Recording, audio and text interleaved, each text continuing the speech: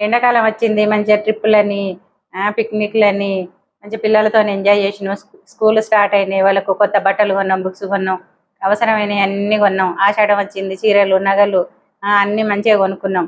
కానీ మరి వర్షాకాలం వచ్చింది, చెట్లను నాటాలి కదా. వందల సంవత్సరాల నుంచి ఉన్న చెట్లను అయితే 10 నిమిషాలలో కొట్టిపడేసి పెద్ద పెద్ద బంగళాలు, మేడలు కట్టుకుంటున్నాం. కానీ మరి మళ్ళీ చెట్లను నాటాలి కదా. చెట్లు లేకపోతే భూమి మీద జీవి మనుగడ సాగించడం చాలా కష్టం. ప్రతి ఒక్కరు చెట్లను నాటాలి, చెట్లను నాటాలనే ఆలోచనకు రావాలి. మనకంటే నాగరికుల కంటే ఆటవిక జాతులే నయం ఉన్నాయి. వాళ్ళన్నా కొంచెం చెట్లను పెంచుతున్నారు, చెట్లను కాపాడుతున్నారు, జాగ్రత్తగా చూసుకుంటున్నారు. మరీ నాగరికులం అనుకునే ఈ పట్టణ ప్రజలకే పూర్తిగా చెట్ల మీద శ్రద్ధ ఉండలేదు, చెట్లను నాటాలి, పెంచాలి అనే ధ్యాస ఉండలేదు. రాబోయే తరాలకు మనుగడ ఉండాలి అని అంటే మనం అందరం తప్పనిసరిగా చెట్లను నాటాలి.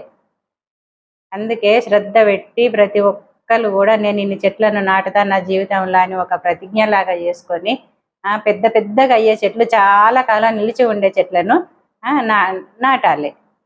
ఏవో పిచ్చి పిచ్చి మొక్కలు నాటడం వల్ల వచ్చే లాభం ఏం లేదు. మరి అందరం కొన్ని చెట్లను నాటే ప్రయత్నం చేద్దామా? ఏమంటారు?